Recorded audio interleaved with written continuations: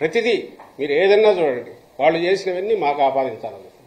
ఓట్ల గురించి ఈరోజు ఒకటోటి కెలికితే కుప్పంలో సుమారుగా లాగినాం, అవన్నీ దొంగ ఓట్లన్నీ ఉండేది వాళ్ళు. కానీ రోజు బ్యానర్ హెడ్డింగ్లు వచ్చి ఓట్లు తీస్తే మా ఓట్లన్నీ తీసేస్తున్నారు అని వాళ్ళే రాస్తారు.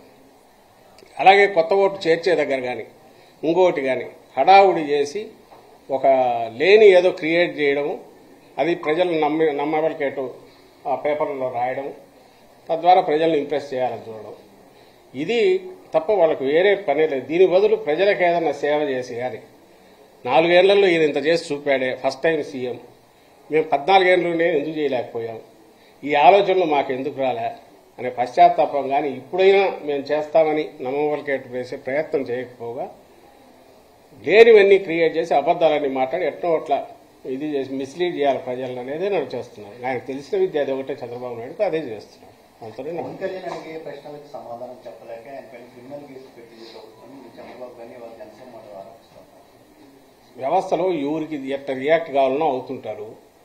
చట్టం అనేది తన పని తను చేసుకుపోతుంది. పవన్ కళ్యాణ్ ఎదుర్కోవడానికో చంద్రబాబు నాయుడు గారిని ఎదుర్కోవడానికో ఈ కేసులు పెట్టాల్సిన అవసరం లేదు. చంద్రబాబు నాయుడు తప్పులు చేశాడు, అవినీతికి పాల్పడినాడు కాబట్టి ఆ రోజు కేసు పెట్టారు. ప్రైమా ఫేసీ కేసు ఉందని ఆయన్ని తీసుకెళ్లి జైల్లో పెట్టారు. మేము అడగాల, జైల్లో ఉన్నప్పుడు అన్ని రోగాలు ఉన్నాయని చెప్పి, ఎక్కడ ప్రపంచంలో లేని రోగాలని చెప్పి, ప్రాణం ఏ క్షణంలో పోతుందో అన్నట్టు చెప్పి, న్యాయస్థానాల దగ్గర అందరి దగ్గర పోయి జాలి కొలిపేట్టు వాళ్ళ దగ్గర మాట్లాడి ఇది చేసి ఈరోజు బయటకు వచ్చి ఇంతగా తిరుగుతున్నాడు చంద్రబాబు నాయుడు. మరి అదంతా ఏమైనా రోగాలన్నీ ఏమైనా మాయమైనాయా? మేము అడగాల, గుర్తులేదు కానీ ఎవరికి మర్చిపోతున్నాం. సో కేసులు ఉన్నాయి అంటే ఏదో జరిగింది, అది ఎవరి మీద పెట్టేసేసింది. దానికి సంబంధించి న్యాయస్థానాల్లో ఏదో ఉంటే దాన్ని తెలుసుకొని బయటికి రావాలి.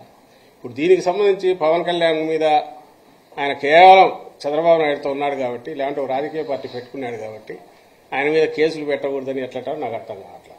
జగన్మోహన్ రెడ్డి గారి మీద కేసులు పెట్టారు, తప్పుడు కేసులు, వాటిని ఎదుర్కొంటారు న్యాయస్థానంలో. రోజు దాని గురించి ఏమనట్లేదే. అది కేసు ఒకవేళ పెద్దదే చిన్నదే ఏదో ఒకటి పెట్టారు, చట్టంలో దానికి ప్రొవిజన్ ఉంటుంది. సుమోటో పెట్టారో లేదంటే కంప్లైంట్ ఇవ్వడం ఇస్తే పెట్టిండొచ్చు. దానికి సంబంధించి లెట్ హిమ్ ఫేస్ ఇట్.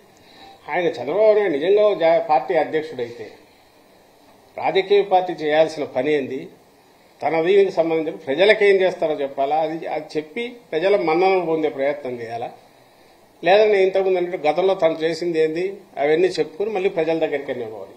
మీరు గమనించండి, అవి తప్ప ప్రజలకు అవసరమైన విషయాలు తప్ప మిగిలినవన్నీ మాట్లాడతాడు ఆయన.